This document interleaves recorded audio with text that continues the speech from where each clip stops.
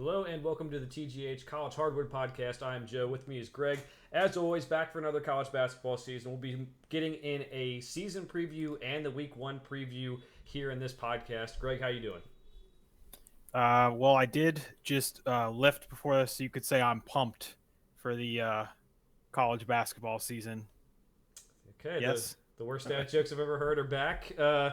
So yeah, we're just part of the Game House podcast feed here, doing college basketball stuff. We're doing this kind of as a way for us to talk about something we both enjoy a lot, but also just feel like there's a nice space for college basketball content out there. There's a couple good podcasts that Greg and I both are fans of, but in terms of like sports that have podcasts about them, it feels like college basketball maybe on the lower end. So trying to do something that we both enjoy. We'll be doing it mostly, I think, as long Sunday nights, Mondays. We'll be recording. Try to put it up before the games each week start. That could change based on potential, life changes in our lives. But that's our going schedule. That's what we're gonna be doing for the season. And if it picks up traction, maybe do more during the end of the season during March, and possibly, even. Keep on doing it through the off season. We did not do much of that this past season, but maybe if it picks up a little bit, do that. Greg, anything about why we're doing this recording schedule? Anything else? I think just you and I both love basketball. I'm coaching a team this year. This is something we would be texting and talking about anyway. And I think last year, the year before, I just kind of said, what if we do this? And here we are. It's a year later, and we're still doing it. That's true. All right, so the first thing we got to talk about, there's been some changes with college basketball. Obviously, we have, the last couple of years, we have the transfer portal, we have fifth-year seniors, COVID seniors, whatever you want to call them. We have the sport has just completely changed. The emphasis on freshmen maybe not as much there as it has been in the past.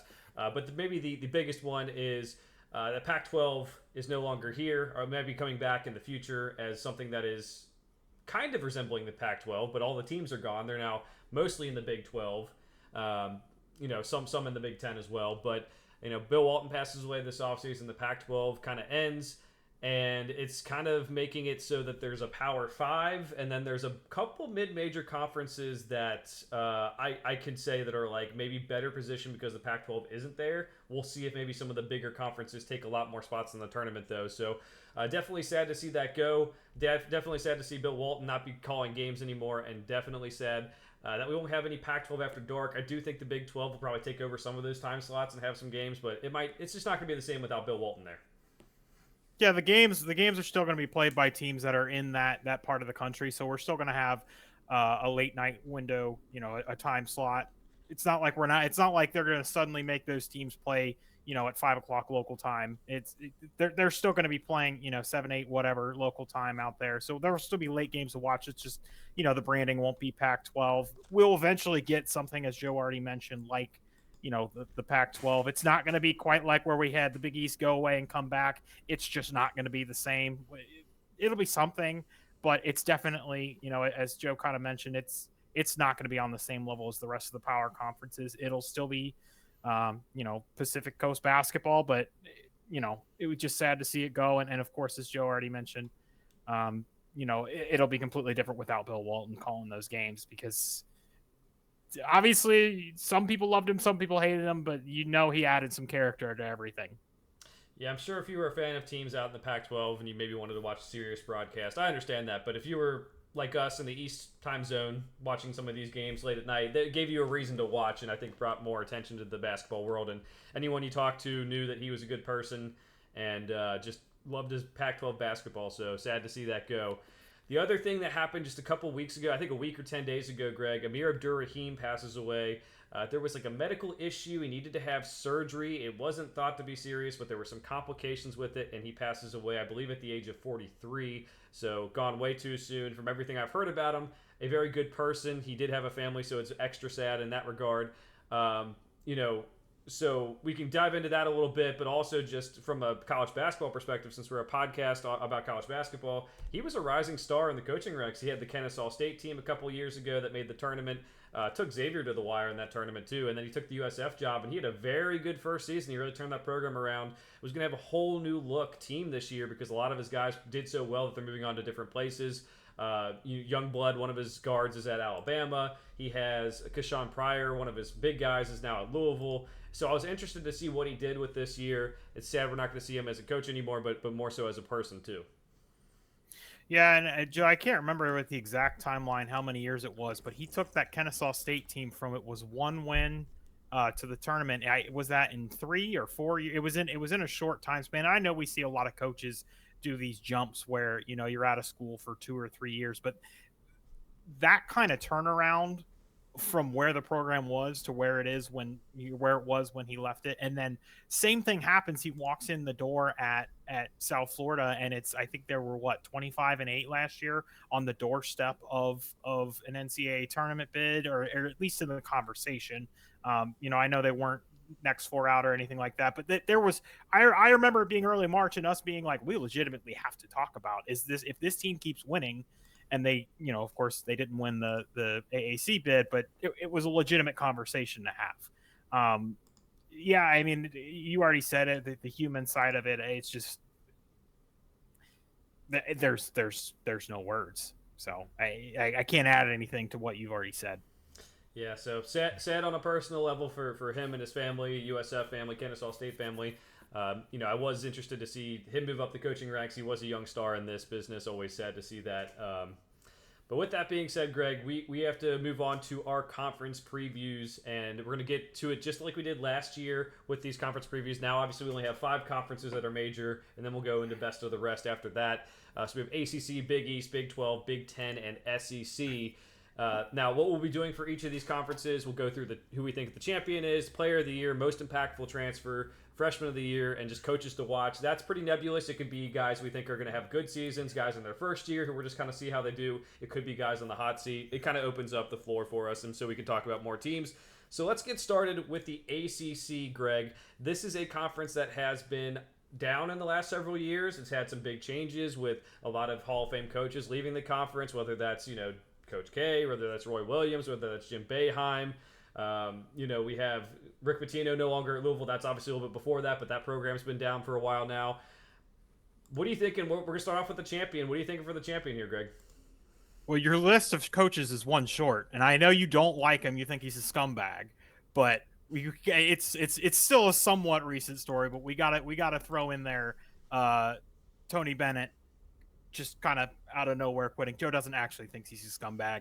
It was a scumbag move, I believe were your words. But I mean, like, the sport has turned over, and I feel like this conference kind of for a long time was at the precipice of coaching. I mean, you had some real Hall of Fame coaches. You obviously, Kay and Roy, but keep going down the list. Guys that people love, like Leonard Hamilton, obviously. Jim Boeheim, Tony Bennett won a title. It was just the conference was just chock full, and now like it's just different. It's obviously, I don't know if worse is the right word. We'll give these guys 20 years at each of these schools, and then maybe we'll make that assessment. But I don't think most of them will last as long as their predecessors. But that's neither here nor there. Joe, this is something I didn't tell you, so we'll tell the live audience now.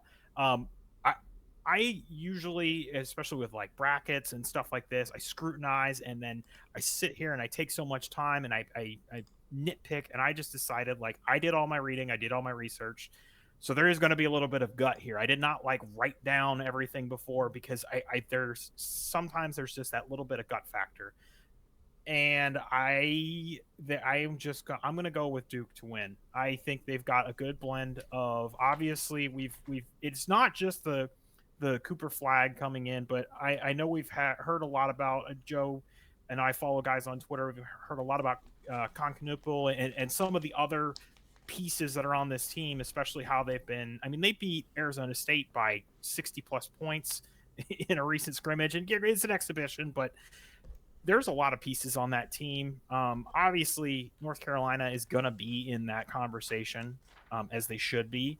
But again, I think there's a higher ceiling. We know what Carolina is. They're returning most of their core outside of Armando Bacot. They're returning who will probably be the conference player of the year in RJ Davis. I still think Cooper Flag, even if he has a great year, or any one of those Duke guys, it's pretty much RJ Davis's award to lose. So for but in terms of the team to win the conference, I'll pick Duke. Yeah, it is not anything wild. So yeah, it's kind of a 2-horse race. So you took Duke, I'm taking UNC. The reason being, RJ Davis is back. All-American, one of the best players in the sport. We're going to see Elliot Cadeau, see if he takes that step forward in year 1 to year 2. They always say, freshman to sophomore year is the biggest jump that you're going to have as a player. So he really needs to take something forward. They have some talented freshmen coming in too. Obviously not the same type that Duke has. But with Duke, we also have the same thing we've talked about in the last couple of years of the freshmen have to lead this. And this freshman class does seem better than last year's. Does seem like one of the better ones in the last several years. But they're going to have to figure out point guard. It seems like they're going with Caleb Foster at point guard instead of Tyrese Proctor. They put Tyrese Proctor at point guard last year. It didn't really work out the way they wanted. They have Jeremy Roach, who's out now at Baylor.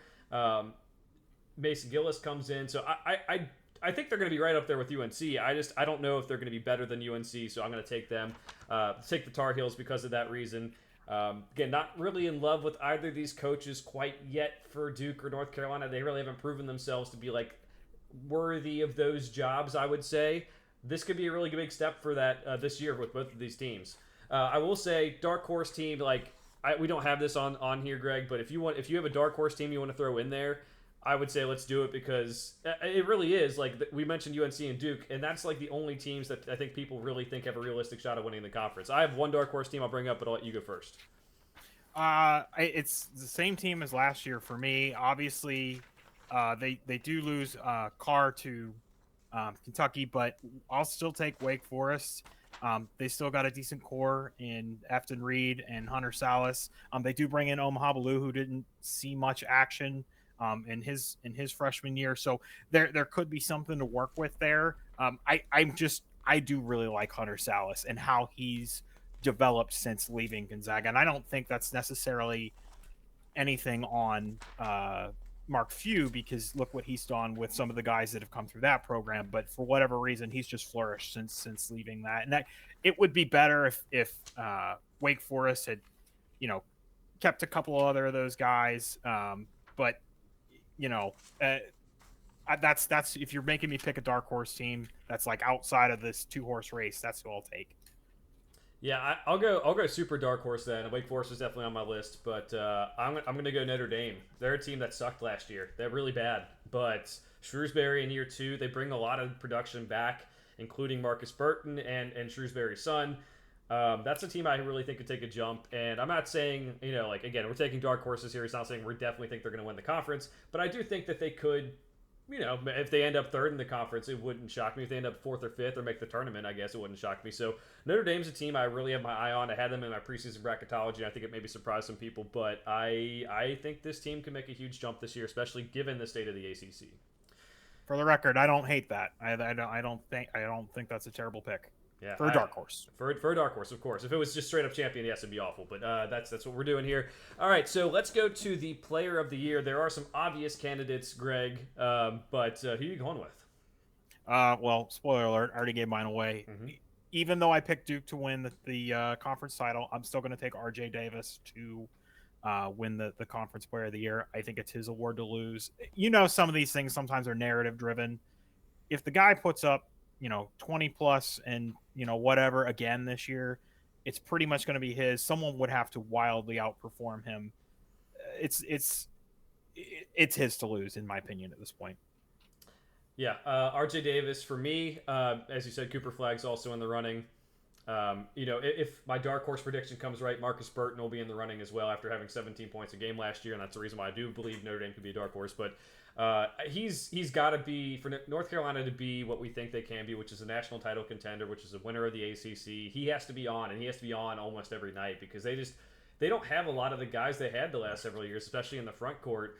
Backcourt might have a couple similar faces, but some freshmen too. He has to be that leader on that team, and if he scores around 20 points a game and kind of sets up his teammates, it really could be, player of the year for him, All-American season, possible national player of the year too. I don't know if he's going to get that far ahead, but if he gets them to this point, he could be in the conversation as well.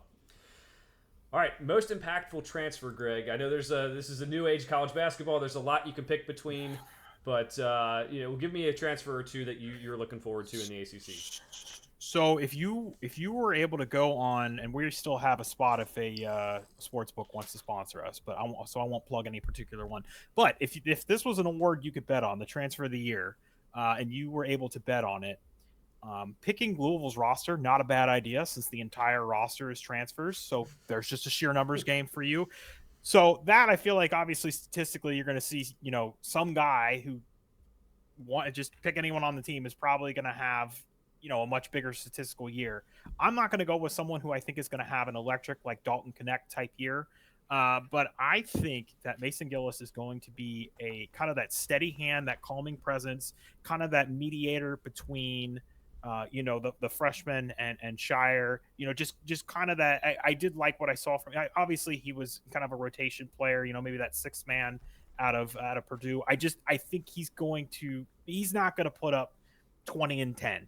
That's not the type of reason I'm picking him for this. I just think he's going to be that calming presence that kind of bridges the gap between the youth and the talent. That's not a bad pick whatsoever. I don't know if maybe he averages 4 or 5 points a game or something like that, but you're right. I think that could be most impactful, means more than just stats, and that could be a role that he fills, especially, like Tyrese Proctor, I guess, is the next most veteran player who's going to be playing a lot of minutes on this team, or at least for returning for Duke. So having another voice in the locker room and a guy who advanced to the Final Four and advanced to the championship game, really big for them. You mentioned Louisville, Greg. Terrence Edwards, the JMU transfer, I think is a big one here. Pat Kelsey's offense, I think, will be a little bit more fast-paced, and I think he can handle that. But I do want to point out one of your favorite players, Boopy Miller. Wake Forest, now he's at SMU. SMU's first year in the conference. They have Chuck Harris at point guard. They have Boopy coming in. Boopy had a pretty good year last year, but I think in a new situation, he could really stand out too. So those two guys, along with Mason Gillis, I think are good picks as well. All right, freshman of the year, Greg. This is probably a straightforward pick for both of us, but if you want to add another name in there as well, that's cool. It's not worth anyone's time for me to even make a joke. It's Cooper Flagg. This is another one where his award to lose. Everything we've been hearing about him, whether it's at the USA basketball stuff or, although some of it feels like in the last couple of weeks I've been hearing more about some of the other freshmen on the team, but couple of exhibition games, wipe those away. That's who the pick should be, and I can't imagine you're picking anybody different. No, Cooper Flagg is going to be it. There are some, as you mentioned, other freshmen on Duke to watch out for. They're just it's going to be Cooper Flagg if they're going to go as far as they're going to go. It's going to be about him, and especially because of his defensive efforts, it looks like he could be a stopper there. So yeah, Duke's freshmen are interesting to watch out. If you want to watch for other guys, like if Cooper Flagg gets injured or something, Jaleel Bethea out of Miami, Ian Jackson for North Carolina are guys to watch out for as well. But it is Cooper Flagg's to lose. I would not go any other direction with that one. I'd pick him. All right, Greg, coaches to watch. Again, this is very nebulous. It could be guys on the hot seat. It could be guys in their first year on the job. It could be guys who you think are going to take a big step this year for whatever reason. Who are you going with? I think the Virginia coaching job is the one that just gives me the most interest. I don't think the interim coach is going to be sticking around as much as I don't know. Do you have feelers on that? No, not really. I don't think he's going to be sticking around either. Especially, I don't know about you. I don't think they're going to have a great season this year, so I think that doesn't help things. Yeah, I mean, the only other things that maybe I'd want to look at this year, you already mentioned Shrewsbury, probably primes Notre Dame, if they don't take a huge leap, just to continue kind of moving up the ACC power structure. Pat Kelsey, first year at Louisville, has Xavier connections, so just like to see what he does there, and then. The other coach that it's his first year in the conference, and it's his team's first year in the conference. Andy Enfield coming over from USC. That's a tough transition. Yeah. Just not anything in particular. It's his first year. It's not a hot seat in a situation. Just an interesting thing to watch. So looking up and down, I don't know that I have anybody that's like. Is anyone sticking out to you as like, oh man, they might get, Leonard Hamilton might retire, but other than that, I don't know that, because Keats got himself off the hot seat with a nice little Final Four run. Brad Brownell likes to play games with us trying to pick him. So is there anybody that sticks out to you? It's not really, and a lot of it is because guys had their first year last year, so like they had bad years. Whether it's Mark Madsen at Cal, some other guys in here too that are like in their second year on the job. It's not really like if you fire them after year two, it must be like really bad. I don't think we're at that point yet. Like Adrian Autry too, maybe didn't have the best year at Syracuse, but they're not what they once were. So I wouldn't say that, but I will say something to watch out for. Um, you know, these older coaches might be leaving. So Jim Larinaga, Leonard Hamilton, Florida State, Miami. I think could be another passing of the guard. Maybe Virginia Tech has a bad year. Mike Young's gone. I don't know. I mean, maybe Forbes at Wake Forest have missed the tournament again. They haven't been in the tournament since 2017, I believe. So that could be guys to kind of watch out for. I think Leonard Hamilton, Jim Larinaga were my coaches to watch just because with how many people are retiring and the changing, of the sport, we could be seeing their last years as college basketball coaches and just want to watch them, even though some of the teams haven't been as good as projected the last couple of years for Florida State and Miami. It's always good to watch those legends. And then you mentioned Pat Kelsey. I think Pat Kelsey is going to get them possibly back in the tournament, which is a good step for that Louisville program. And then also Kyle Smith at Stanford, going from Washington State to Stanford, really good job by him. So a lot of coaches to watch in this conference, a lot of it because of conference realignment, a lot of it because coaches who are retiring in the past couple of years, and just new coaches there. So a lot to watch out for in the ACC. Any final thoughts on that before we go to the Big 12? Yeah, and I'll say this once so we don't have to say it throughout the rest of these conferences, but just kind of watching these teams, your Stanfords, your Cals, the ones that are going to have to travel West Coast to East Coast. I know there's all this data on NFL teams and how poorly they perform when they have to do that cross-country travel. So Kyle Smith, obviously, he gets out of he makes the move to Stanford. He doesn't get lost in the fray, kind of like with Washington State, and end up in I think they're playing in the WCC this year. But it's a huge challenge, just logistical challenge, what he's going to go into, and not just him, but we don't have to say this when we get to the Big Ten and all these, but that's just a point I'll be watching with all of these schools that are going to be doing all of this traveling. Also, we've already had some, I would say, interesting results in football based on these conference realignments and teams traveling different time zones. And I think last year, Greg, correct me if I'm wrong, but Kansas lost. Was it at UCF? Who lost to UCF? Someone lost to UCF, and that's a big... Kansas lost at UCF. That is correct. That was a big shocker last year. So that's probably like two time zones. I don't know, maybe just one time zone over. But just like the travel, I think is going to get to people. I guess is the point. You're right about that. I said Big 12 was next. We're actually going to do Big East going in that order. So we'll do Big East next, Greg. Starting with the champion. Be hard to pick against UConn. I'll give you the chance to though. I'm good. I think Dan, if you don't pick UConn, I think Dan Hurley will post your face on a bulletin board with a thumbtack in it. So I'll just pick UConn and it's like the football game a couple weeks ago where there was a bad call and then everybody threw stuff on the field and the refs were like, all right, we gotta change this. That's obviously not what happened, but what's crazy is I'm with you. I have UConn as the champion. I forgot to put this on the outline, Greg, but probably will pick our Final Four at the end of this too. But the thing about UConn for me is that there is some talent on this roster, right? And that definitely needs to be recognized. I don't know where I'd have them ranked if it wasn't for Dan Hurley. Like, are they top 15 if he took the Lakers job and it's just Luke Murray taking over for him? I don't know, but I'm not picking against them again this year. I think they can win the Big East at the very least. Is this team going to win the national title? Maybe not. I don't think the upside's there for that, but at least Sweet 16, I think has to be something that you're saying that Dan Hurley is going to get him there. But we are a couple of years removed from where he was like struggling in the tournament, so who knows? That's true. So that's a good point. But if you look at their losses this year, you go Donovan Clingan, Castle, Tristan Newton. Oh, that's a lot to lose. Wait a minute, we did this 2 years ago. Mm-hmm. When Andre Jackson and all those guys and Sonogo and all those guys left. Like we've. If you remember, I can't remember what year he said it, Joe, but when those years he was struggling, when he said, "You better get us now," mm-hmm. here we are, 2 in a row, chance to be the first three-peat since a Wooden team. I did do this for college football. I wish they did this for college basketball too. Maybe they do, and I just haven't seen it. But they do this thing where they have talent composite of rosters, where it's like, hey, we add up how many recruits you've had over the years, and like oh, if you have like a bunch of 5 stars, your team is the highest rated talent composite roster. So I think Alabama was the talent composite roster this year, even though they're struggling. It kind of gives you an idea. UConn doesn't like they get some good recruits, but like comparatively, where would they rank? Because a lot of them are transfers too. They weren't really sought after guys out of high school. So I do think it's interesting to watch. That I don't think this UConn roster is as talented as the last 2 years, but like you said, not counting out Dan Hurley, he's going to find a way. All right, so player of the year. That makes things interesting, Greg, because I personally have a player of the year that is not on UConn. Why don't you go first? Because I don't know if I'm gonna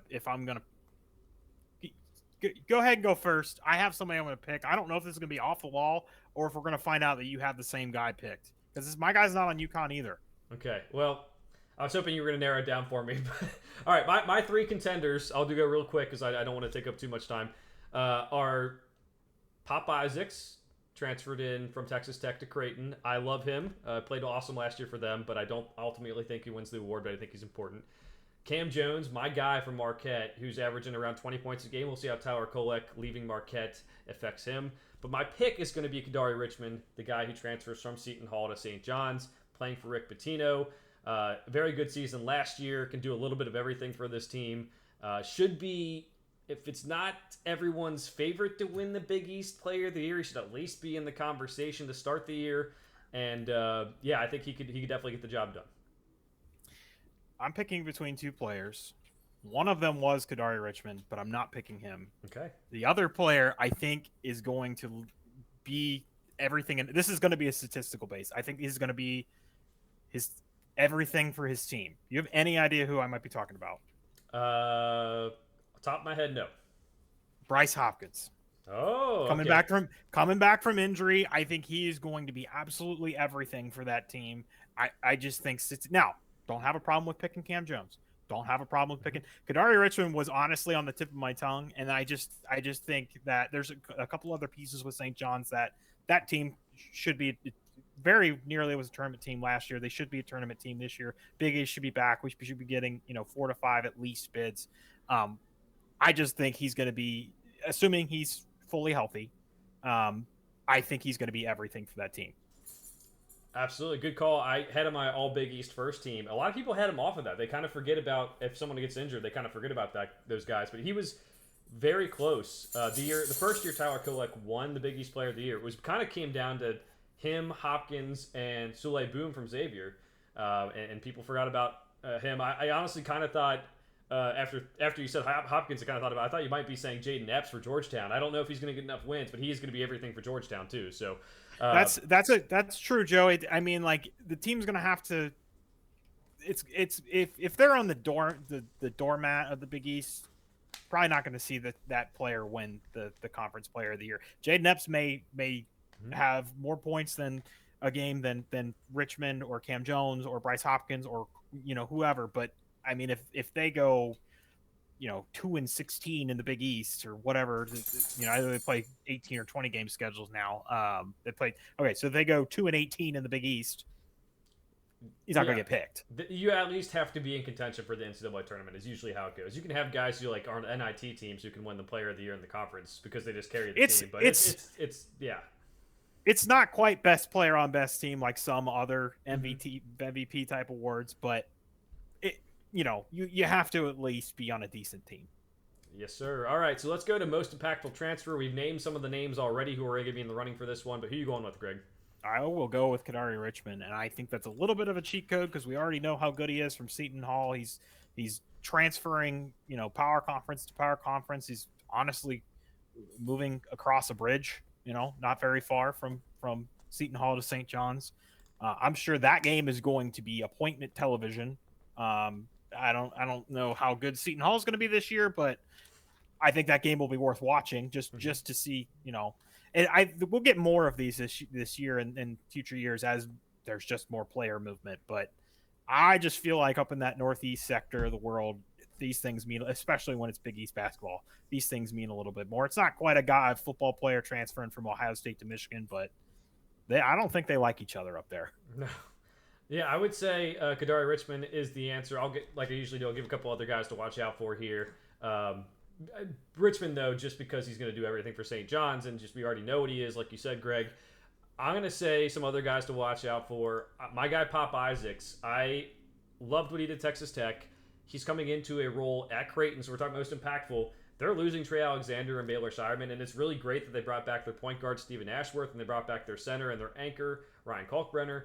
But they needed another guy who could score on the perimeter. He is coming off, I believe, hip surgery, so something that maybe he'll start slow. But if he is what he was last year for Texas Tech, for Creighton, that is going to be a very good team, and a team that I think I was probably higher on in my preseason top 25 than a lot of people on, just because I thought Ashworth got a lot better down the stretch, and I really do like Pop Isaacs. So it's another one to watch out for. And I would say also watch out for Wooga Poplar for Villanova, transfers from Miami. I can't speak today. Kyle Neptune needs to have a big year. We'll talk about him maybe in a couple minutes. And then Ryan Conwell, the three-point shooter for Xavier. Xavier was really bad at shooting threes last year. You know what can get him back in the tournament? Shooting threes very well. So there's something to watch out. Only one other name that you didn't mention that I think we should. Davon Smith. Also at St. John's. I'm excited to see what he can do. They really love how fast he is and how quick he is with the ball. But the Utah season did not go as planned last year, and he was not the problem. We'll put it that way. Not the problem. All right, so the next step up is Freshman of the Year. Greg, this was the easiest one for me to do because the Big East actually didn't get many good recruits. Maybe I'm missing someone. All right, who do you got? Well, when you say it like that, it makes me second guess myself. Yeah. Is it a UConn player? It's a UConn player. Okay, Liam McNeely. All right. I worry when you say that. I'm like, did I miss something? No, oh my goodness, did I overlook? Okay, yeah. I mean, I think he's going to be a big rotational piece for them. He's obviously going to provide some outside shooting. I've heard tons about this kid. I have Googled to try and figure out if he's related to the other McNeely, and have found nothing. I don't know if you have. So apparently, it's just coincidental. Yeah, I mean. They don't. The other thing is so you go from Sonogo to Donovan Clingan to now Samson Johnson's going to be leading that interior. Okay, why does that matter? They don't have as skilled of as an interior big man now. He will get buckets because he is a long-armed, lanky, throw it up there, and if it's within 5 feet of the basket, he's going to throw it down. But they're going to have to spread the floor more just to score and for him to get decent looks. Mm-hmm. That's going to mean more opportunities or not maybe necessarily more opportunities, but they're going to need more outside shooting. And that's just going to mean Liam McNeely is going to have a big presence as a freshman that we might not ordinarily see. With nowadays it's all transfer based, but I just think he's going to have a big role in this team. I'm with you. The reason I said that, Greg, I think I'd have to double check this. I think he may be the only top 50 recruit according to 24/7 who went to the Big East. He might be like top 30 or 35. Only one went to the Big East. That's why he's the standout favorite. There are maybe some conversations to be had about whether NIL with some of these private schools are able to do as much as these public schools and other conferences that have more alumni base to draw from for NIL money. But Lee McNeely is the obvious pick here. A very good player who considered, I believe, Indiana, Kentucky at different points.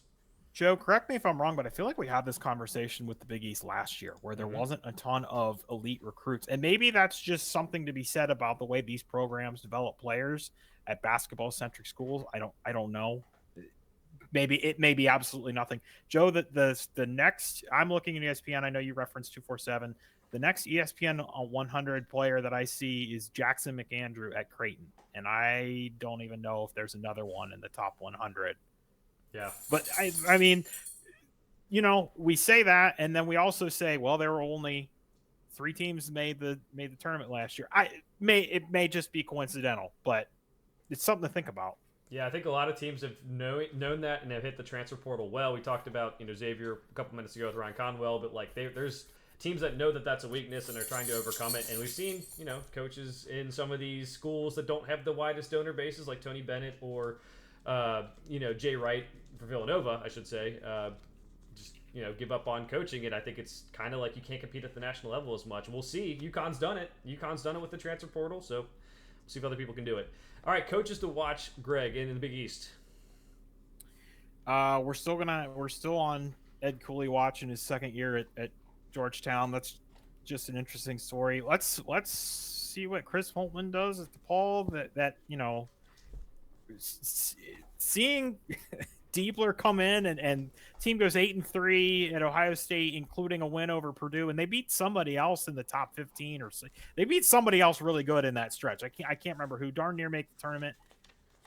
Holtmann's obviously been in this conference before, coaching at Butler. He's back at what I would say is a lesser program, at least right now. I mean, when was the last time DePaul did anything in basketball? So those are kind of my things to watch. You already mentioned Kyle Neptune needs a big year. He might be on his way out the door.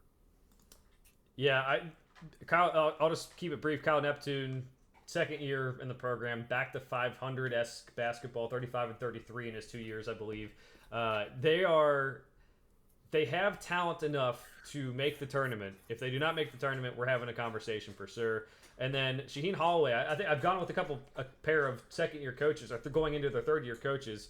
It's never easy when you probably should have made the tournament last year, but you didn't. You don't get brownie points when they talk about coaching contracts. You don't get that stuff. And then this year, your best player's gone to St. John's. Again, not really your fault. Maybe St. John's had more NIL money, but at the end of the day, your fans aren't going to care. Your AD is not going to care that you lost that player. They're going to want results. So a good coach, I think he does a really good job and he'll get the most out of the talent there. I just don't know what the talent's going to look like. I don't know if they'll have a chance to make the tournament. So just watch out for those second-year head coaches, in my opinion. And I guess Ed Cooley fits into that mold or third-year head coaches. Ed Cooley will be a second-year head coach.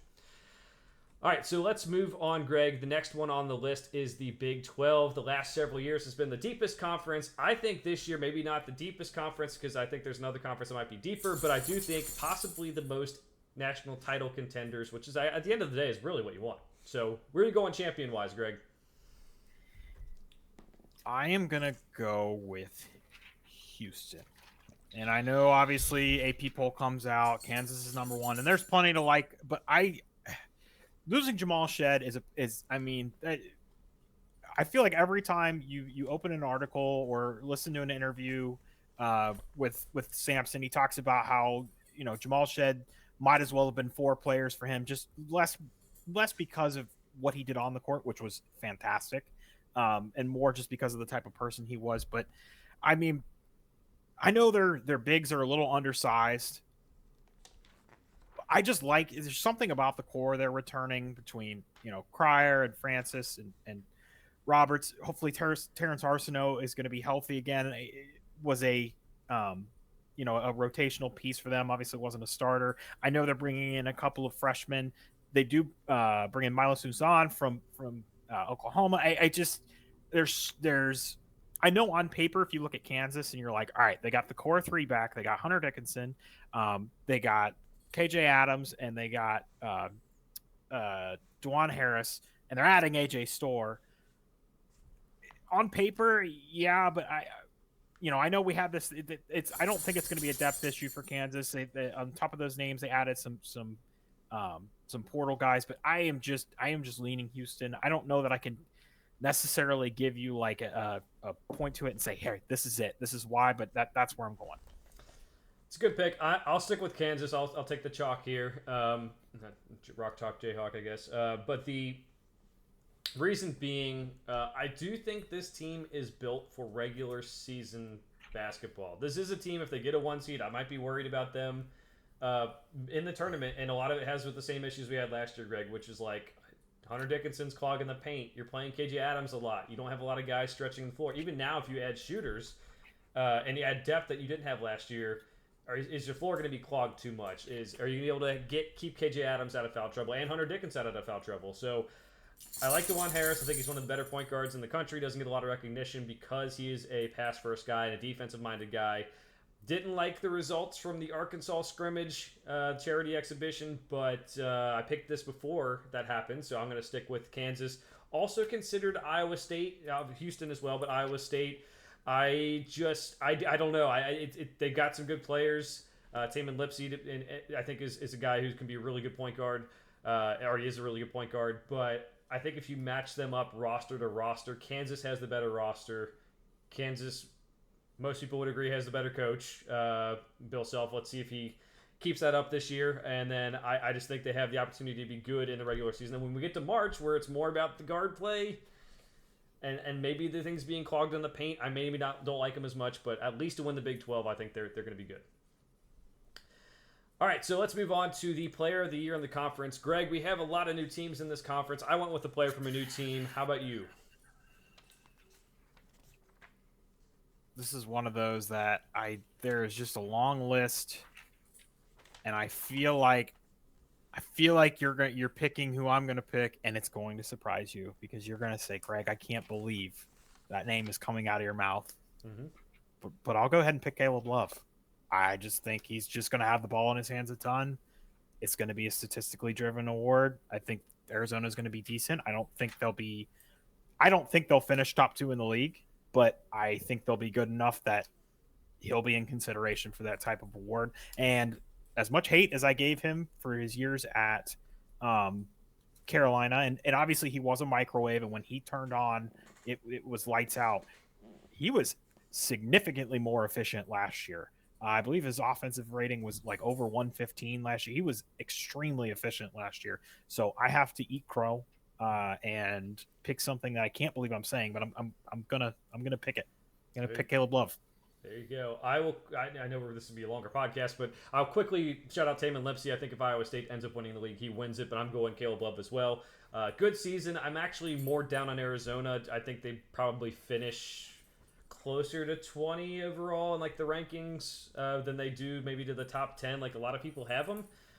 Just because I do think it's going to be a lot of Caleb Love, and his efficiency will probably go down a touch, but if he's putting up 20 points a game, I'll tell you what, those voters do not care about efficiency whatsoever. So, Caleb Love for me too. Most impactful transfer, Greg, who are you going with? I was originally going to pick somebody I was going to pick something like Uzan or AJ Storr, but I've been hearing a lot of UC talk lately, and I think Dylan Mitchell got a lot of talent around him around the perimeter. He's long, he's lean, he's lanky, he can finish. I think he might really benefit from some of that perimeter talent that they have. We get to watch another year Jizzle James and John Rothstein's favorite Dan Skillings, because for whatever reason he likes to tweet about him every 5 seconds. But hey, UC apparently is going to have a good year, and I think that will lead to Dylan Mitchell maybe being in contention for if this is it's not a real award. It's obviously something we're making up, but obviously he's also a great player. He was a McDonald's All-American and whatnot, but that's who I'll pick.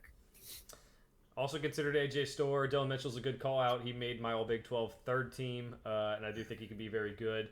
I'm going to go Norchad Omier, my guy from Miami last year. I liked him a lot. The season for Miami didn't go well last year. I don't think he was the issue necessarily.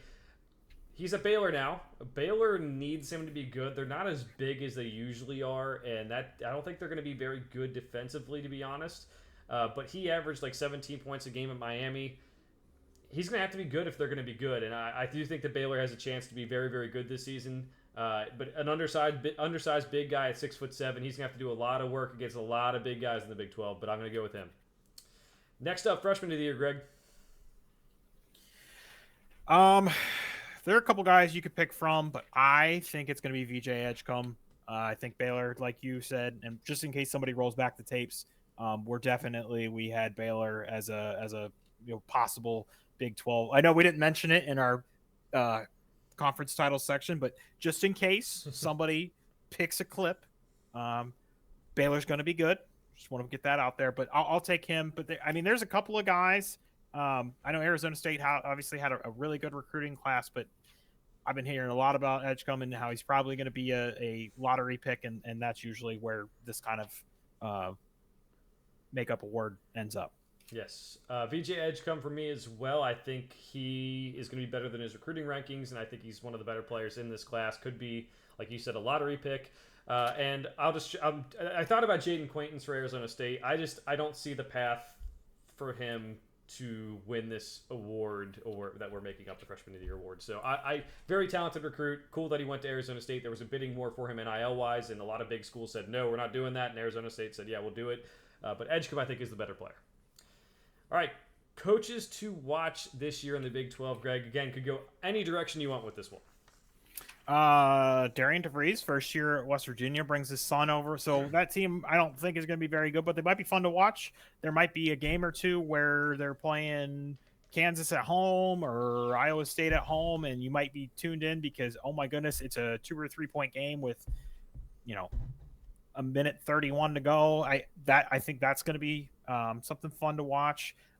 We'll have my eye on Jerome Tang. Obviously, the first year they kind of had some interesting circumstances where they ended up with some really good players on the team. Just again, some weird circumstances.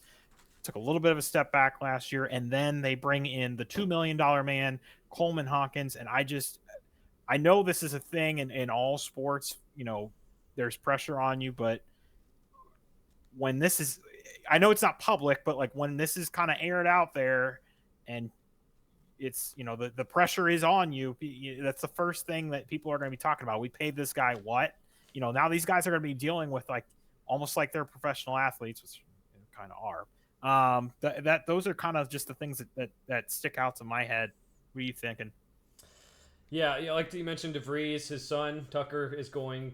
Possibly should have been mentioned in our most impactful transfer because he will be a lot of that team, I think, after transferring from Drake. Two coaches I want to talk about specifically. Bobby Hurley, probably on the hot seat again. Haven't been good at Arizona State. We'll see. Good recruiting class. Let's see if it pans out for him.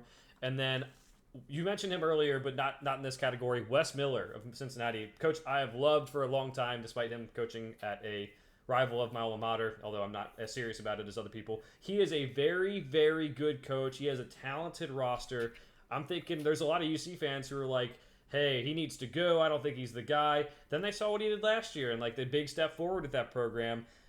This is the year where you make the tournament. This is the year where, I mean, honestly, with how wide open things are in college basketball this year specifically, the ceiling could be Sweet 16, Elite 8 for this team. I really do like the roster. It's deep. If they can get the rotation down, it could be really good. It doesn't mean that I don't like Xavier either. We're going to talk about, or I guess we didn't really talk about them. I do like Xavier too in the same similar way. But for a coach who had a team join a new conference last year, this year I think is the year that they can kind of take a huge step forward. All right, so let's keep it rolling. We have the Big Ten up next. Greg, this is the most wide open conference I think I've ever seen, at least for power conferences. It is, we don't know who's going to win.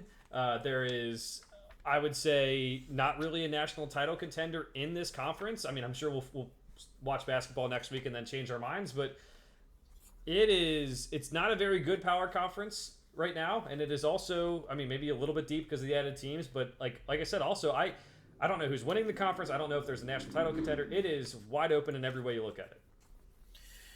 Yeah, this is one of the, well, first of all, it's Big 18 now, you know, so just like the Big 12 is the big whatever now, but it might be wide open just because there's so many teams. But I mean, when you look at the teams that are projected to, you know, win the conference or be in the top echelon of the conference, you're right. I mean, it's not like we're last year where we're going into the beginning of the year and we're like, all right, we got Zach Edey out of Purdue, you know, like that's pretty much it's their conference to lose. We got, even if it's not them, we got Terrence Shannon at Illinois. They're looking like they're going to be good this year. It's like there's just so many moving pieces. Purdue's going to be a completely different look team without Zach Edey. Now they with a different play style, those guards may flourish. Trey Kaufman-Renn may have a wonderful year. There's just so much up in the air. Indiana brought in so much. This is one I can't second what you said enough. It's totally wide open. I'll go with Purdue just because I like those third year guards. I know they're going to have to play completely different than they did last year, and it may benefit them at times and it may hinder them at times, but I'll just go with them and just kind of lean on Matt Painter to make me a profit. I'm going Purdue as well. I mean, we're going to find out about these guards real quick. You can't just, Braden Smith, you can't just get 8 assists per game by throwing the ball in the post to Zach Edey every time. You actually have to set up your teammates now. You have to run the offense. You have to deal with pressure, which is something that he's struggled with in the past. So Purdue's the safest pick. Probably the best coach in the conference, at least right now. I mean, Izzo has had his heyday and, you know, everything and deserves respect. But Matt Painter, probably the best coach in the conference right now. The returning guards, they have too much talent on the team last year. They couldn't even get everyone minutes. That is not the case. Like, guys have transferred out. Like we mentioned, Mason Gillis, Zach Edey's gone, Ethan Morton's gone. I believe to like Utah State or somewhere out west. It is a different team, but I will take Purdue. I also considered Indiana. They have a lot of talent coming in. I just, it's kind of a little bit queasy about picking Indiana just because I don't think they've lived up to expectations in the past. All right, Player of the Year, Greg. Again, wide open award right now.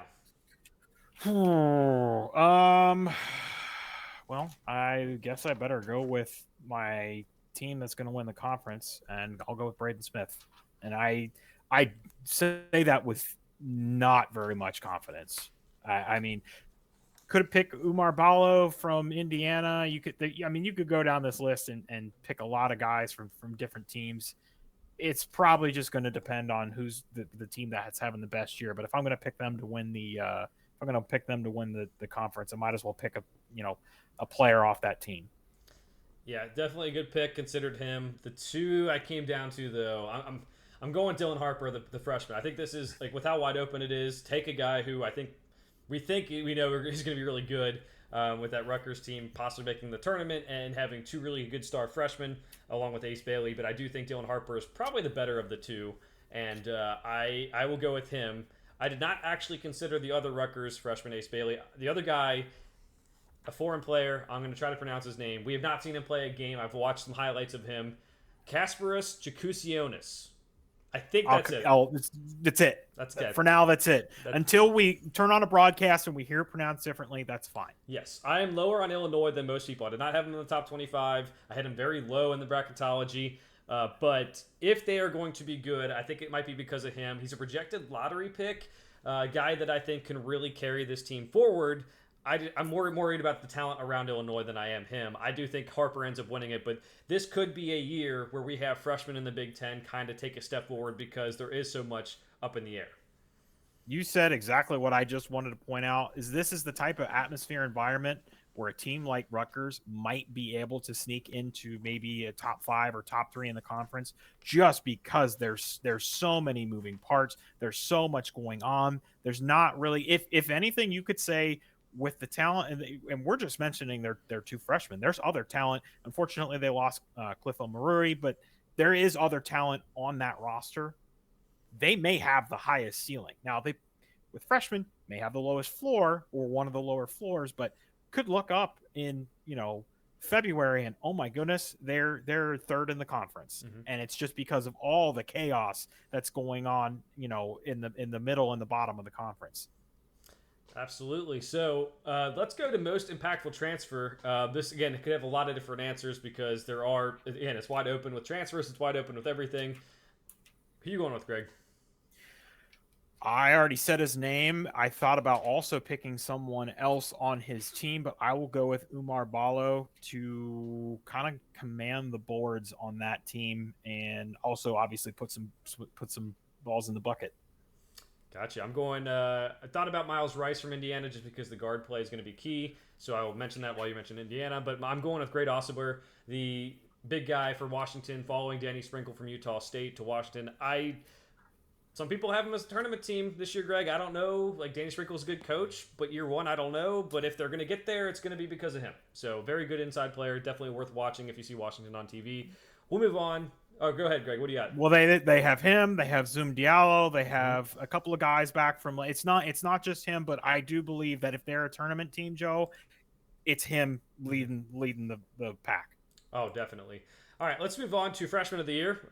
I already talked about my freshman of the year. It could be Harper. It could be Bailey. It could be Kasparas.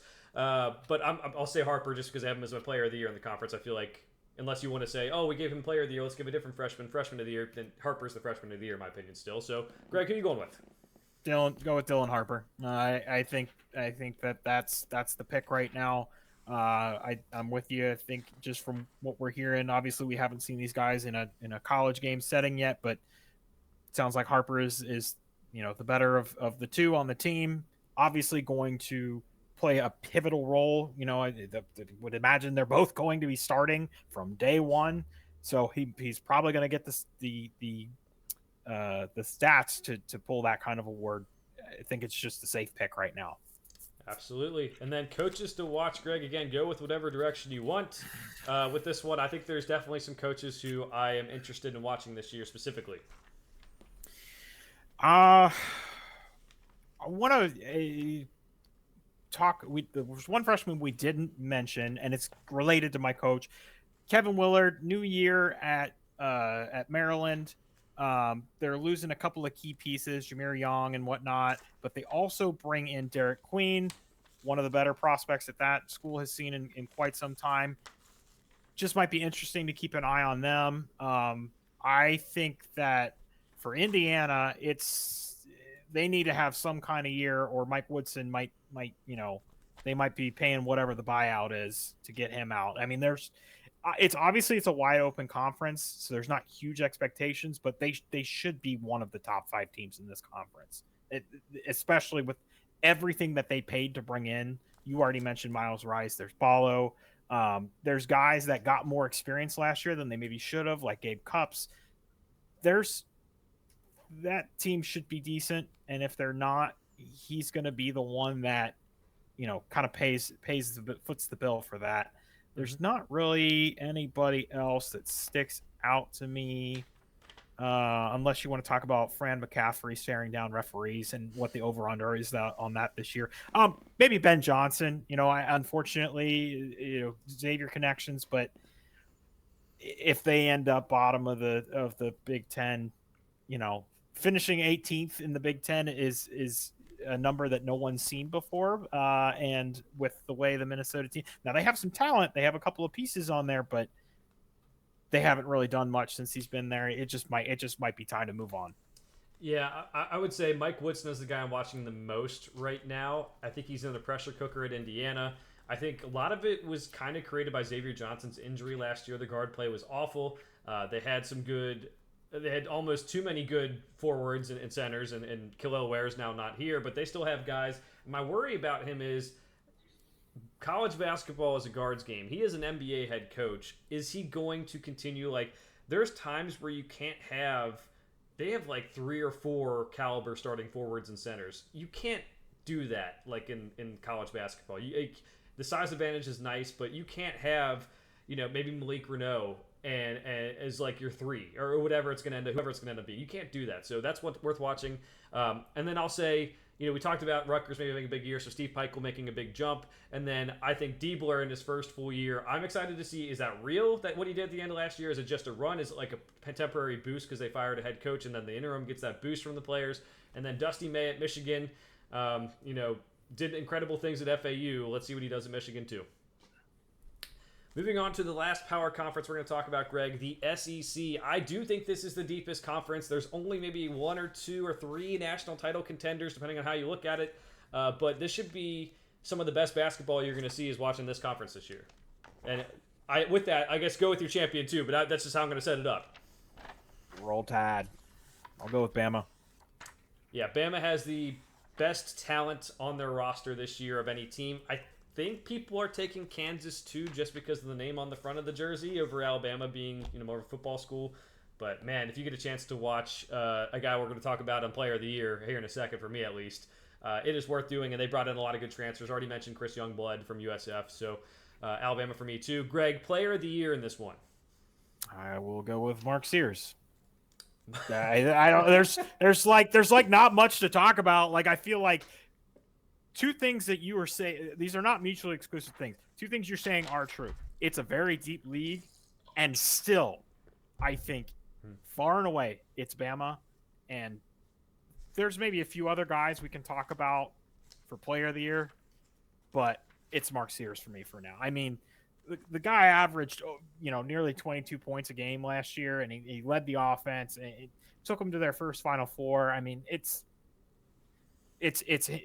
another one of those. It's his award to lose. Now, I think there's more competition in this league than RJ Davis has in the ACC in terms of in terms of players that might step up and win this award. But that's for me right now. Like that's my pick.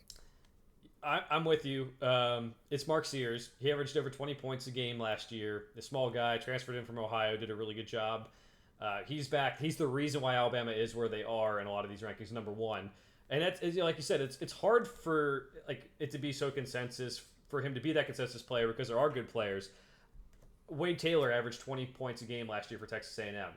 Josh Hubbard was a microwave for Mississippi State. There are so many guys in this conference. I like Walter Clayton, who averaged 17 points for Florida. There are so many guys in this conference you could go to. John L. Davis transfers in from FAU, Jackson Robinson from BYU, and they're like good scorers.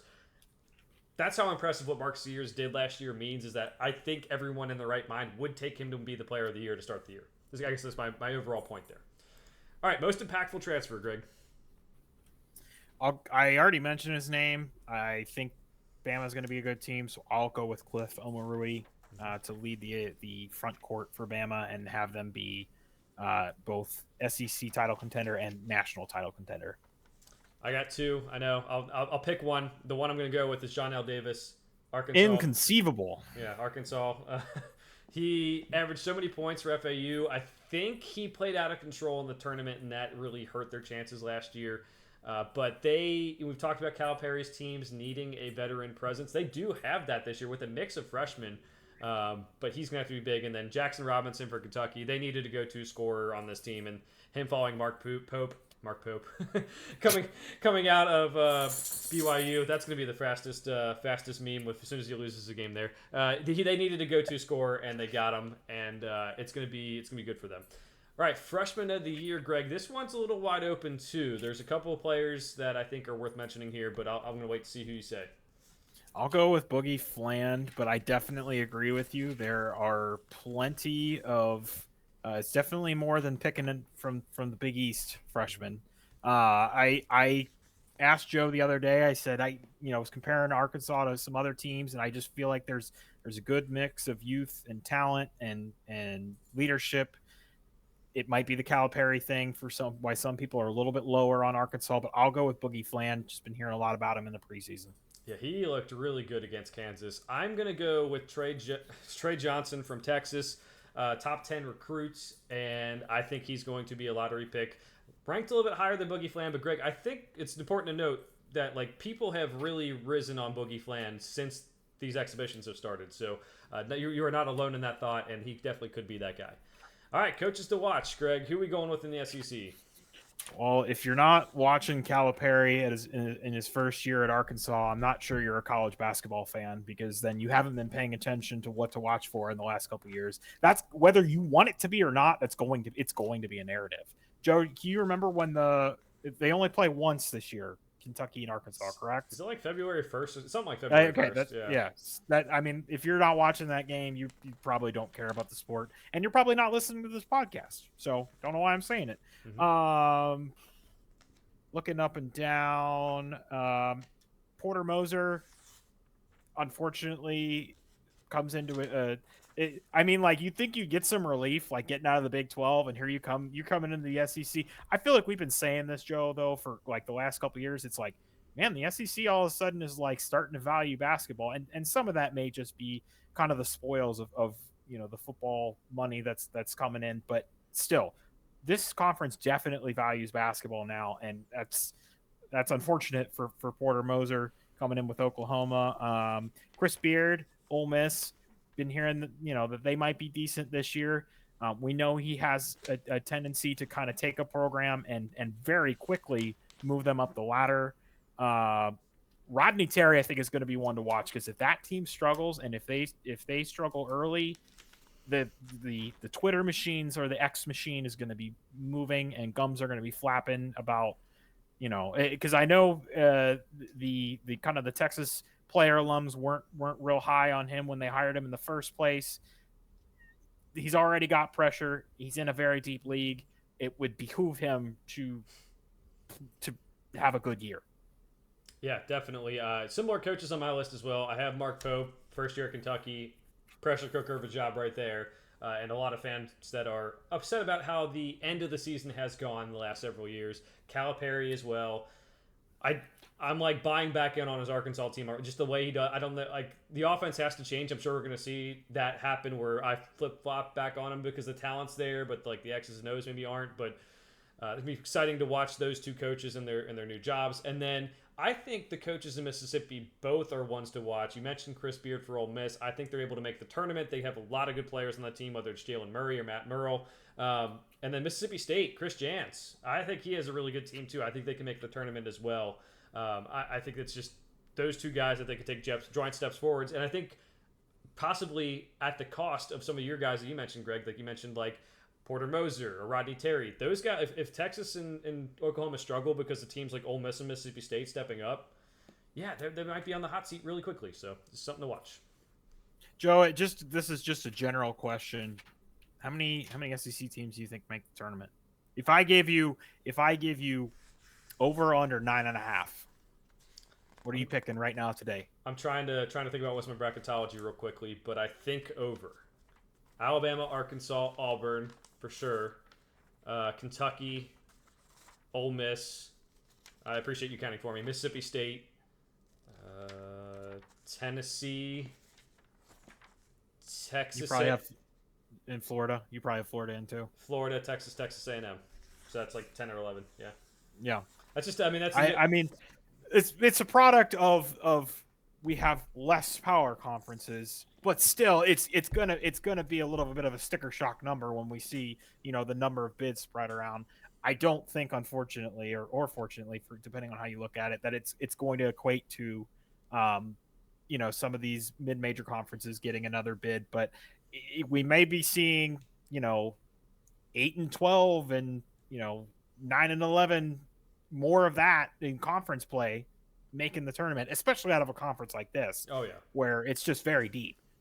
Oh, absolutely. Yeah, it's a good point about how deep it is, and again, they're going to see some really good basketball as a result of the Pac-12 dying, but it doesn't mean we don't miss the Pac-12. But there are going to be some really interesting games to watch this year, and the unbalanced schedules could make some really interesting bubble talk at the end of the year too. So we'll get into that later. Greg, now we're going to go into the best of the rest. This is a open invitation to talk about any teams you might want. Let's just knock out the obvious ones first. Let's knock out Gonzaga. Well, they're the obvious. They're a national title. Who? Nice national. Oh, they can't. They Joe. If you haven't learned by now, they can't win the national title. Oh boy, I'm telling you. But they get pretty much most people back. We'll put it that way. Ryan Nebhard. Nolan Hickman in the backcourt. Graham Ike or Ike, as we're continuing to find out. People say his name both ways. Ben Gregg up top. Michael Ajayi comes in. So they're poised for another good year, possible number one overall seed in the tournament. I think they could definitely within their reach, but they're good. And then St. Mary's in their conference as well. They lose Aiden Mahaney, but they have enough talent to do pretty well too. Anything on those two teams specifically, Greg? No, Anton Watson is really the only thing Gonzaga's missing. If the players that are on that team continue to progress, and if Michael Ajayi is everything he's been chalked up to be, and obviously Mark Few got a great look at him playing over at Pepperdine, so they saw him several times. I don't know how long he spent at. I don't know if he was at Pepperdine for multiple years, if they got to see him multiple years, or if he was one of those that just transferred in last year. I don't know that off the top of my head, but if Mark Few picked him and he was playing against him, he got a great look at him before he brought him in. Aiden Mahaney is one name we didn't mention at when we were talking about UConn. I know you just mentioned him, St. Mary's. Feel like they'll be in competition for. I don't think they're a shoe-in for a tournament bid, but they'll be competing for one. I'm not going to do the same thing I did last year, Joe, where I was like, "Do you think it's going to be the year that St. Mary's?" Although, if I remember correctly, I think St. Mary's did beat Gonzaga in the conference last year. They beat them in the regular season. That's what it was. I asked you if that last year was the year that. Sorry, I don't have a good 365-day memory. I asked you if they were going to unseat Gonzaga, and you immediately said no, and you turned out to be right. But I think I did. I was close. I could be wrong, but I do think I owe you a T-shirt for something. I don't know if it's because we agreed on the regular season or the tournament, but yeah. So those two teams that we're pretty familiar with them. Greg, any other teams that are in mid majors, even low majors, if you want to talk about them, that you want to go over? The only other thing we didn't mention with Gonzaga, no Steele Venter for a second straight year. That kid has horrible luck. Was an ACL last year. What's an Achilles this year or something like that? So we don't know what they're missing because we haven't seen him on the floor yet. He's literally been in college 2 years now, and he will not see a second of floor play. Other teams, Joe, I'm going to mention the obvious one, or what I think is the obvious one that as you said offline, everyone and their mother is picking.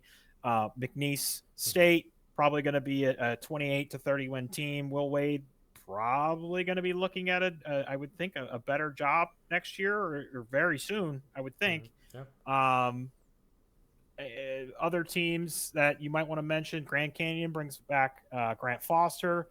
They just announced, I believe it's today, they are not going to be. They're going to the Grand Canyon is going to the Mountain West, not the WCC. Interesting development for that school. I don't want to mention one team. I'll let you mention them if you think they're. I just feel like I have a little bit of bias, so I'll let you decide if they're mentionable or not.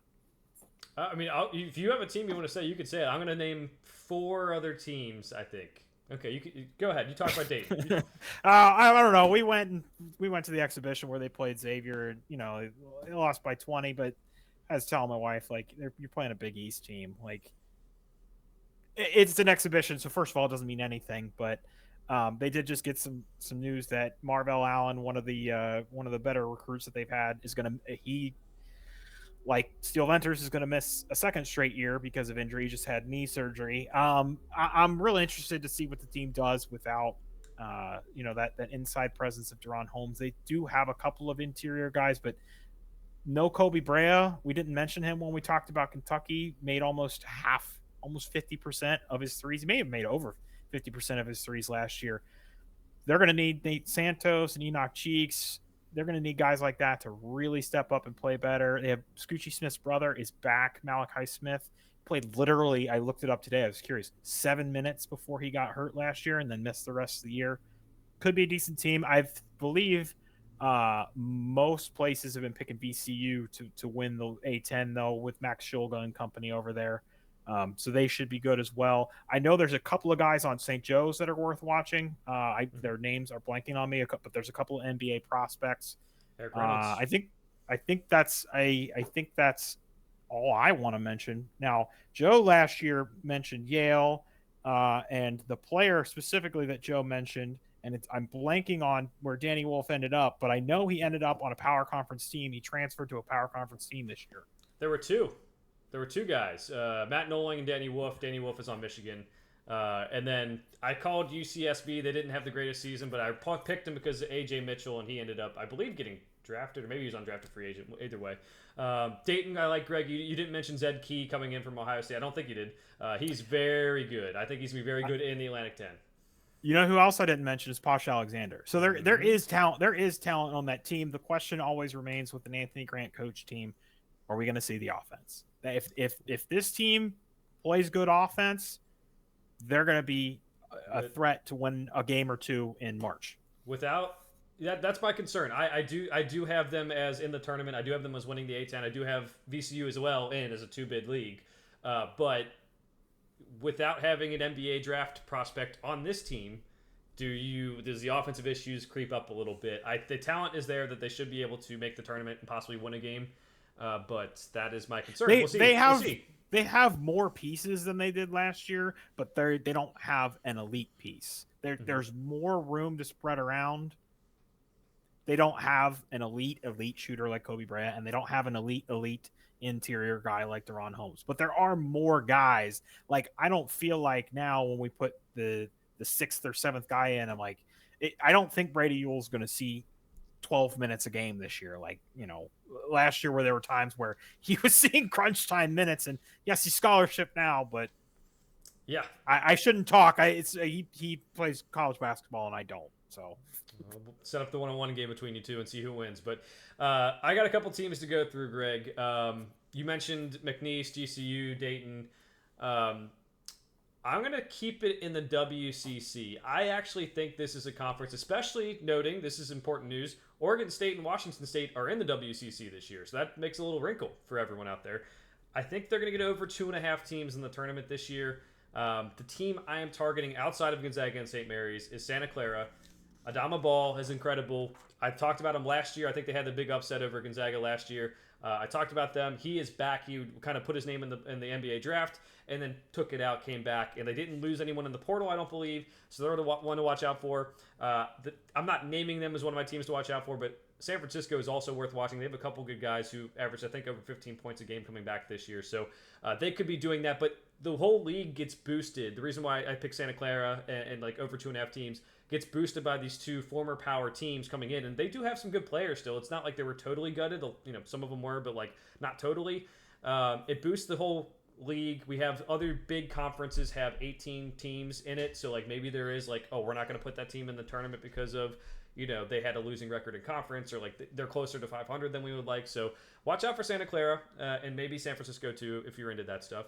And then I will say Memphis is one to watch out for. It is not a big name team as like, you know, the biggest recruits that Penny Hardaway's ever had, and be careful because a lot of the coaching staff is gone a couple weeks before the season, but they have got like Tyrese Hunter went to Memphis. I don't know why he left Texas, but he's at Memphis. So, and they have guys returning who have averaged over 15 points a game for them as well. So in the AC, they should win that, but I'm more of like a, hey, watch out because that coaching staff just imploding right before the season is going to be tough. And then two more teams, Greg. I know it's a lot. Boise State. I'm sticking with the Boise boys from last year. Tyson Degenhardt's back. Omar Stanley's back. They got Alvaro Cardenas out of San Jose State coming in as a point guard. I think they can maybe win a game in the tournament. The Mountain West maybe not as good as last year. I know you've mentioned that, but I do think Boise could make the tournament and do some damage. And then my Ivy League team, picked Yale last year, Princeton. Definitely worth watching. A lot of people have him winning the league. A lot of people haven't watched him, though. Xavier Lee is a guard who really took a big step last year. I think he was up to like 17 points a game. This year, he could even turn it up a notch even more. This is a different conference. Yale, you know, obviously lost Danny Wolf. I think they lost Matt Knowling as well. Princeton could win. Harvard's no longer really in the picture, so Princeton, Cornell maybe could be in the picture there. But I think Princeton's a team that can win a game if you got good guard play, and if you have guys like Xavier Lee, that's good guard play. You can maybe win a game in March. So those are the teams I'm kind of watching out for this year, along with some of the ones you said as well, Greg. Yeah, the only other thing I want to mention: sell your Mountain West stock as the local Mountain West connoisseur. I do agree with Joe. I think Boise State makes the tournament, and I'm not saying this because they didn't fare well with the 6 bids in the tournament. If you look up and down the rosters of those teams, a lot of those guys ended up moving on to greener pastures. I had that gut feeling last year that I felt. I don't think I had any idea 6 teams were going to get in the tournament, but there's still there'll still be some quality basketball if you're looking for something to watch at 10 o'clock. Colorado State has Nick Clifford back. New Mexico has a couple of guys, but like they lost JT Toppin to Texas Tech. Jamal Mashburn Jr. went to Temple. I mean, like, and we don't need to list off every guy. You can go up and down the Mountain West rosters. A lot of those guys from those teams either ran out of eligibility or ended up at a bigger, better school. So I just don't. It's not. I don't think. I mean, it's just not going to be what it was last year. Absolutely. Hopefully some of those bids from last year's Mountain West goes to the WCC, keeps things interesting there, because I do think there's teams worthy of that, like I mentioned before. Greg, before we get to our Week 1 preview, I will ask you to just give me your Final Four. You can give me a champion as well if you would like, but that's something we need to do before the season starts. Now, if you want to take the time to think, I can go with mine first, but it's up to you. All right. This is truly shooting from the hip. We will go Bama, UConn, Duke, and Carolina. Real chalky. Love it. That's shooting from the hip. No thought. Here's my thing. In general, I pick my top 4 teams in my preseason top 25. You would not have them ranked in the top 4 if you didn't think they were going to go to the Final Four, right? So I will do that again this year, even mentioning Kansas's flaws and the team I think could be upset. So I'll stick with my top 4. People who's like, oh, I'm going to say Xavier is possibly, if it's a dark horse, sure, you can throw in a dark horse. But, oh, I'm picking this team to make the Final Four, and it's like a team that you have ranked 20th, move them up. We don't know the matchups yet. We don't. So there will be. I will not pick chalk in the tournament when it comes to, but I will go Kansas, Alabama, Houston, and Gonzaga as the 4 Final Four teams. Really like Gonzaga this year. Houston, you mentioned a little bit earlier, Greg. If Milos Uzan can kind of figure things out at point guard, the sky's the limit for them. Kansas and Alabama, two of the most talented teams in the country. So I'm doing that. When we get to actual games played, we'll have different picks, obviously. When we have a bracket in front of us, we will not pick chalk, probably won't pick chalk. And we'll get to that point. But that's just preseason, the teams that we think are at the top of the top. And the reason why we love this sport, Greg, is because upsets happen in the tournament that we can't see coming. So definitely going to have some fun there. That is our season preview. Greg, let's get to the week 1 games. We're going to start it off on Monday. Now, Greg, I put this game on here. It's not the biggest name game, but this is a very interesting game. Texas A&M at UCF on Monday, first day of college basketball season.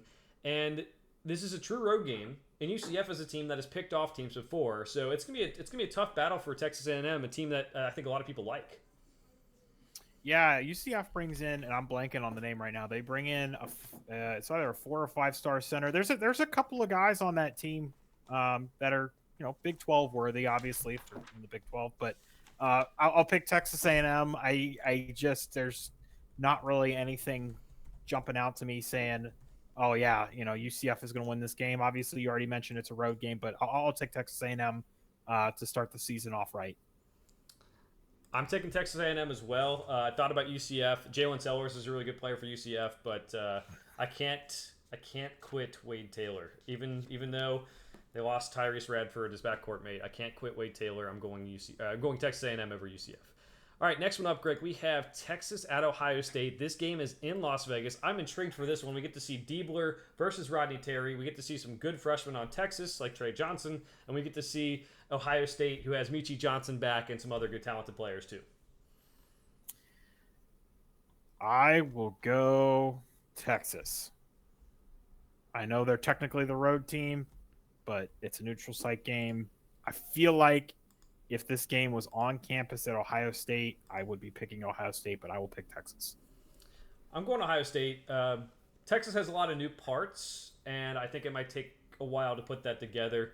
Ohio State has some new parts too, but it's not like they're integral to the team. Like, Michi Johnson's coming in, but he's more of a guy who I think his game will translate right away. Aaron Bradshaw comes in from Kentucky. They haven't really had him because of health concerns in the preseason, to my knowledge, and I think he could slide in and give some minutes, even if it's not the most minutes. Like what Diebler did, and I just think it's going to take a while for Texas to get to the point where they're a very good team this year, if they get there at all. So I'll go Ohio State early. Next one up, we have Baylor at Gonzaga, one of the best games of the non-conference slate in college basketball. This one, neutral site, but in Spokane, so technically a Gonzaga home game.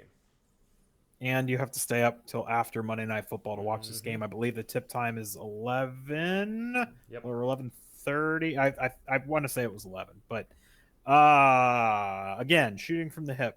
I'm going to take Baylor. Technically on the road, but technically not. But I'll take Baylor.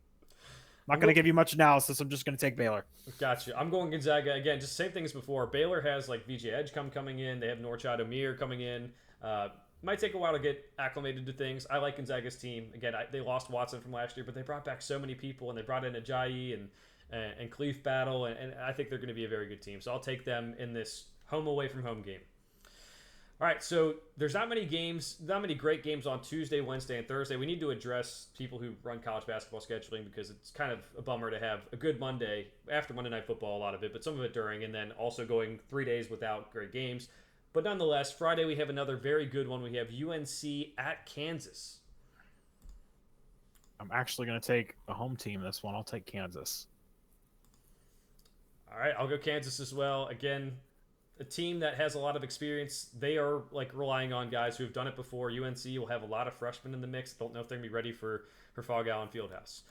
All right, Saturday we'll move on. We have two of Kentucky's rivals. I say that because I had to pick this game and it hurt me. But Tennessee at Louisville, very good on-campus game to start the year.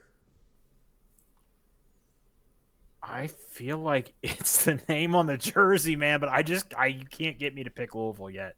Let me see something first. I'll take Tennessee.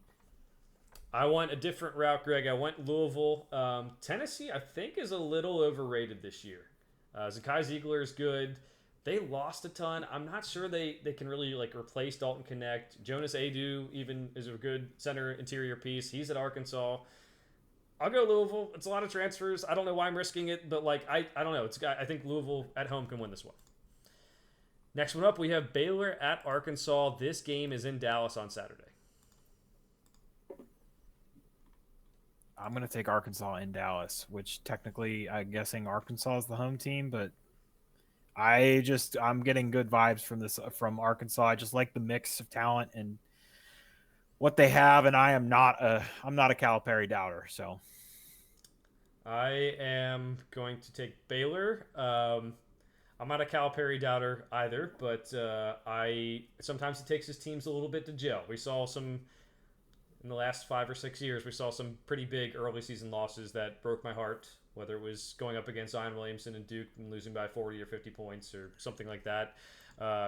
Baylor is pretty good. I know I picked against them with Gonzaga. Maybe the wear and tear from one game will get to them and things, but I'll go Baylor in this one. But I do think Arkansas can still be competitive in the SEC, possible top 3 or 4 seed. All right, the last game we're going to pick this week, Greg, is Auburn at Houston.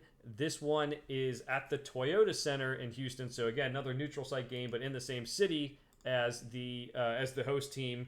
This one will be, I think, Sunday evening. I think around that time. So Sunday evening on the East Coast. So very good game, maybe buried by the NFL slate. I'm going to take Houston, but this is a game that I am excited to watch because I think I'm going to get to learn a lot about two teams. One team that I think I have a good idea on, and another team, Auburn, that I'm just not sure what to do with them yet. I think they're going to be good, but I don't know how good. So seeing them get to play in this type of game, I think I'm going to learn a lot. Yeah, I'm going Houston too. I think this is a good by Bruce Pearl to change. They did not have the greatest non-conference schedule, and that came back and bit them in the rear end in the tournament because they got up against Yale and they lose early and they just hadn't been tested. And by the time they got the SEC play as well, so they get that 4 seed, things don't go right. I love that they're having a game where they're going to get punched in the mouth by Houston. That defense is going to be all over. Mentioned I like Auburn. I think pre-show to you, Greg, I like Auburn, but I'm going Houston here. It's going to be very tough to go into their city and win. Janai Broome can be the X factor and help them get the win if they can get Houston in foul trouble. But they're big guys. Houston's big guys battle tough, even if they're not the biggest either. So I will go Houston to win this one and another home away from home game. All right, Greg, those are our picks for the week. Any final thoughts for the week? I think we covered about everything we could in an episode. I don't even know how long we've been recording at this point. An hour and a half. That's probably not even our longest. Actually, not. That's not as bad as honestly I thought I was going to look up and it was going to say 2 hours, but. Hey, we're doing pretty good. My turn to remind everyone to like and subscribe to the Game House YouTube channel. We will keep this on the Game House YouTube channel for the time being. There might be a time where we create our own separate page if we feel like we have enough following. So make sure you like and subscribe to the Game House YouTube. If you're listening on podcast form, make sure you like and subscribe or follow on Apple or Spotify, wherever you get your podcasts. That is always going to help us out. Our goal is to come back every Sunday, Monday, have this uploaded on Mondays at before the games start every week, and provide some analysis about what happened every week, and then preview what's going to happen the next week. And then when we get to March, we'll have some real fun. But it's been a lot of fun. We're glad to have the college basketball season back. For now, thanks for listening. We'll see you guys next time.